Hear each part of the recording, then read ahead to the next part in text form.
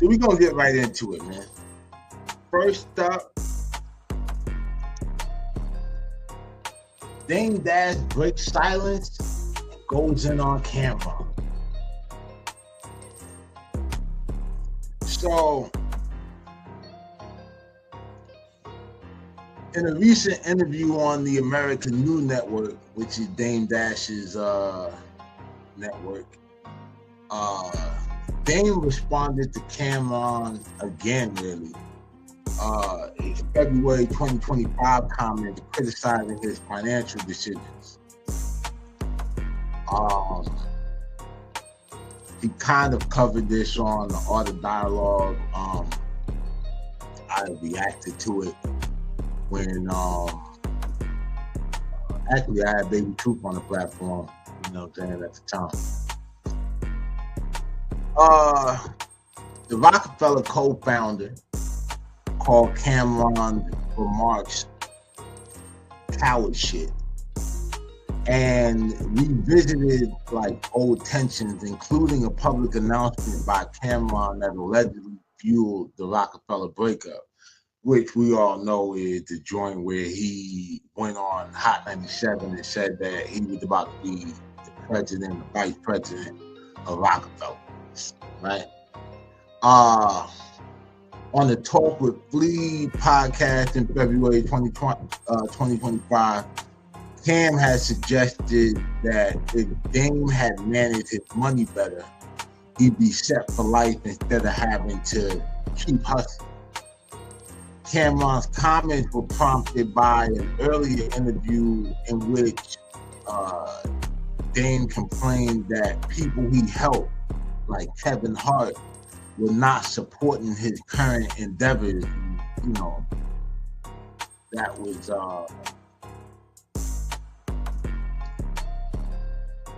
that's pretty much where it sparked. Because now it's like saying all the people you help.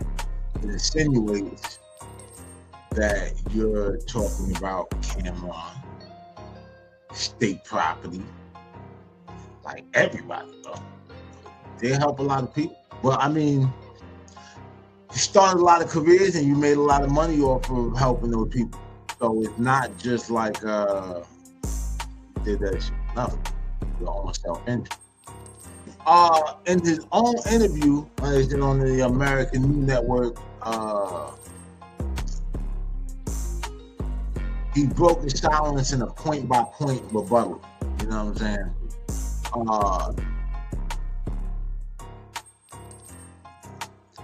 Dash stated that as a man, Cameron should have called him directly to discuss his concerns rather than talking about his finances publicly on a podcast. Yeah, but somebody say before you go in there saying all the people that I help that didn't, that are not supporting my new endeavors, you're not necessarily being specific either, my nigga. He describes speaking about another man's pocket behind his back as unmasculine and cowardly.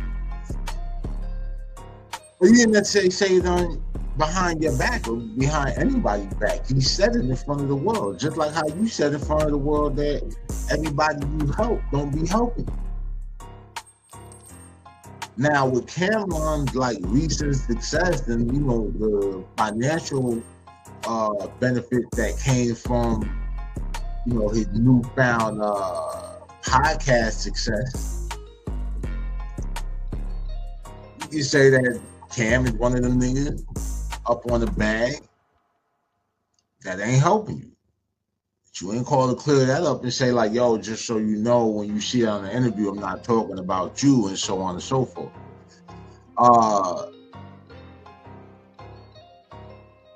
Dame revisited the story about Cameron previously, how he previously announced his own vice presidency of Rockefeller on the radio and said that was the straw that broke the camel's back or whatever. And said, I guess outside of Jay-Z not playing the pause game, He claimed that the public statement, which Cam later laughed about, well, he said that Cam laughed about during his Memphis Bleak interview, showed a lack of loyalty and contributed to Rockefeller's collapse. Yeah, but you kind of late to be doing and pulling that out of your hat, my nigga, because you've been like riding with this nigga the whole time. You done did your movies and all kind of shit. So, like, what are we talking about? If you really felt that way or whatever, I mean, Rockefeller was your biggest cash cow. You know, it was the most successful thing you had going. So, if you really had that all bottled up or whatever, why aren't you addressing this or whatever and shit? And then why is it just coming out now? Since we're talking about, you know, addressing people to their base.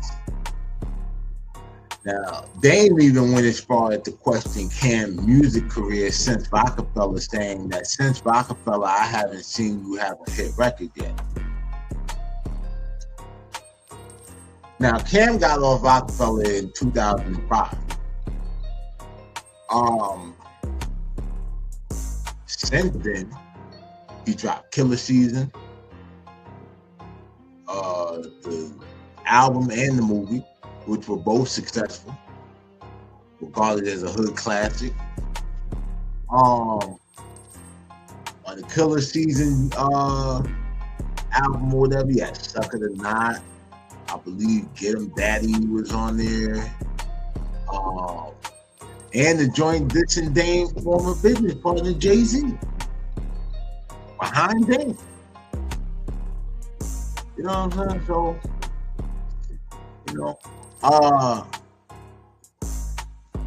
Dame accused Cameron of using his platform to like criticize other black men and noted that Cam often discussed his brothers with his eyes. So now he's talking about a situation where,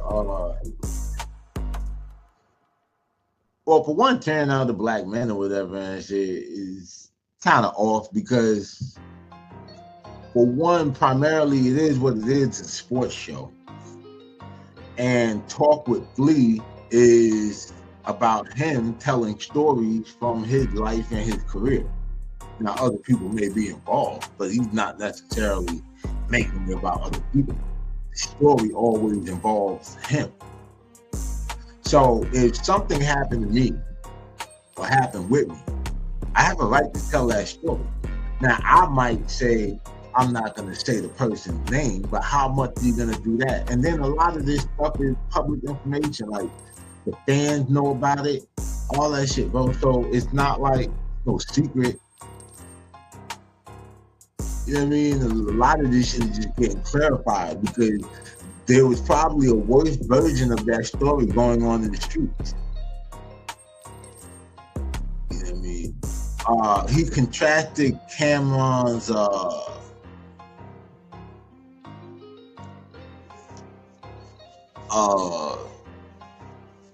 Harlem shit of like talking behind people's back with his preference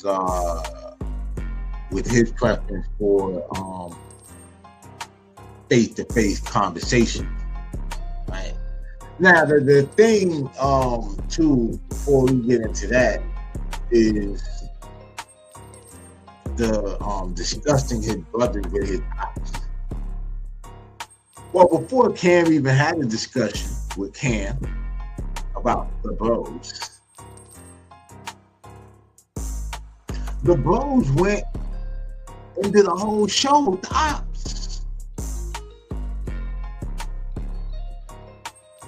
So what are we talking about? If Jimmy and Joel didn't go up there on that damn stage with 50, there would have been nothing for Cam and 50 to talk about except the old beat or whatever. They wouldn't have been able to talk about Jimmy and Joel doing that or whatever and shit. I think or whatever and shit that it was kind of G that Cameron was able to laugh about that shit or whatever, and you know, like him and 50 seem to be on a cool. The two pettiest niggas in New York. You know, um, and as far as like face-to-face conversations, I mean, you be on the internet talking this shit like everybody else about Jay, about Biggs, about what you did for people. You understand what I'm saying? And again, you got paid for all that. You made money. You made millions off of all of that. Potentially, you made more than the nigga that you helped.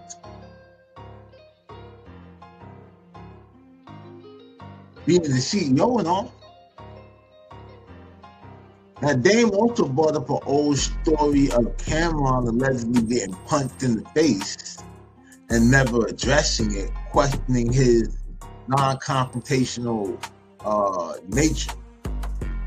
So now he's being personal, my nigga.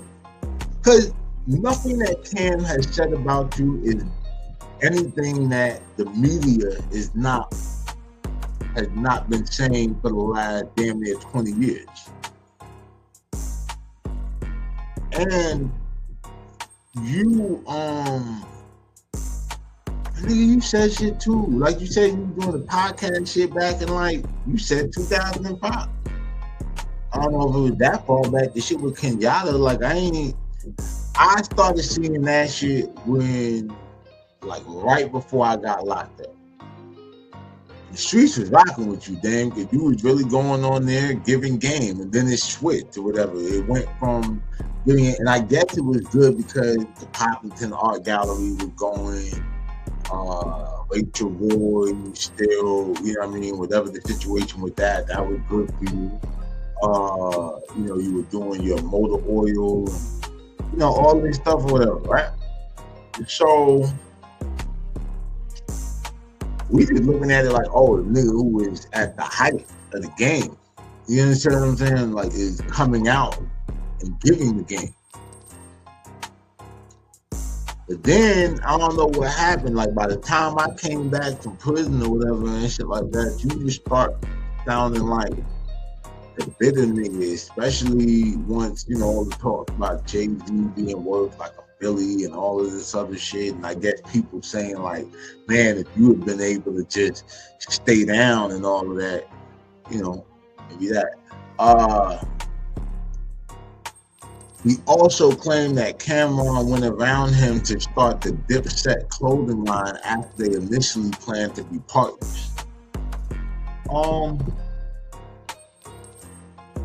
Did he really go around you? Or because Dame brought up how he basically hooked Cam up with the manufacturing and all of that. Now, this shit I can kind of relate to because I've had people who I've met who had like clothing brand ideas, and given I have a little background with the fashion shit, I plug them in or whatever with a place where they can get their shit manufactured at a high quality and everything like that, where they can compete with these more established brands. Do I think that entitles me to be like a partner? I probably could have played it like that. Like, yo, I'll bring top of the line manufacturing plug to the table. You just gotta cut me in. I could have played it like that.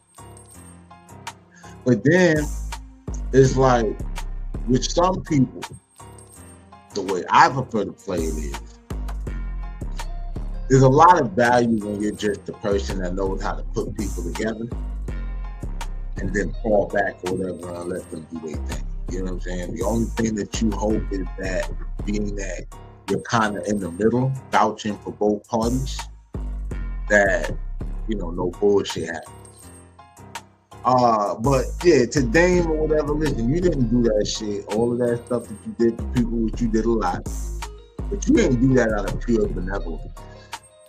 You get what I'm saying? Like, maybe we can give you that credit or whatever when it comes to Jay, because there was no situation yet. You just believed in it. But once like Rockefeller and all that shit is started, and anything that you did, like you get a bad off that. You know what I'm saying? So let's not act like you don't fall in line with what Adam Smith said. not the benevolence of the butcher, the baker, or the farmer in which you receive our dinner, but their own self-interest. Let me know what y'all think or whatever about that or whatever in the comments. Hit that like and subscribe button. Daylight TV.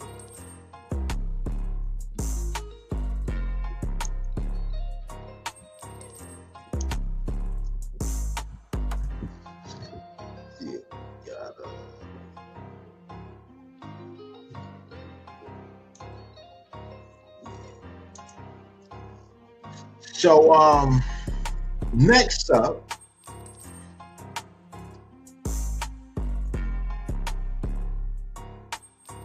matter of fact, before we get into before we even get back, before we jump to this next story.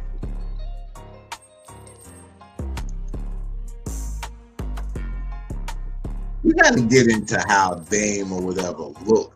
You know what I'm saying? Like doing this thing. And I'm going to just make this real quick. And then we're going to go on to the next story. Dame said, just had his eye surgery. And he was in the dentist's office while he was filming to get the surgery for, because he said his his implant broke or something like that. How the fuck that happened? So he's up there with like one eye and like no teeth, like at least the front 8 or 6 are like out of there, like, you know what I'm saying? So the boy up there, whatever and shit, was about 22 teeth. You know what I'm saying? Where it should be 30. I'm sure, but anyway. But he said he had some things that he felt like he needed to say. Now here's the thing. He addressed the Cameron shit February of well, not long after the whole shit happened or whatever. He was on all the dialogue talking about it and all that. So my thing is like, don't do that to yourself, bro. We already, whatever, we still laughing about when your teeth popped out your mouth or whatever, when you were challenging 50 Cent, like in a network war. You know what I'm saying? So, whatever it is, could have waited. And you talked about the Queen of Harlem or whatever came and told you to leave it alone and shit like that. Now, some could argue whatever that it's not masculine to have, like, you know, a woman counsel you on how to deal with your little brother. I don't know. Like, you know what I'm saying? Like, see, it's just when you start putting those stigmas out there, that's the risk that you run. But then you're out here looking like fall apart rabbit, bro. And I hate to see it in you because I got a lot of respect for what you put down, but this ain't it. This ain't it. I understand trying to be transparent and like basically you're trying to like rack up views and everything like that too. You have nobody to tear down, I guess, or whatever, so it's like you'll tear yourself down. Or at least present yourself looking toe up. You know what I mean? So yeah, bro, don't do that. Like, don't embarrass yourself or whatever like that. And don't embarrass the people or whatever who are doing this.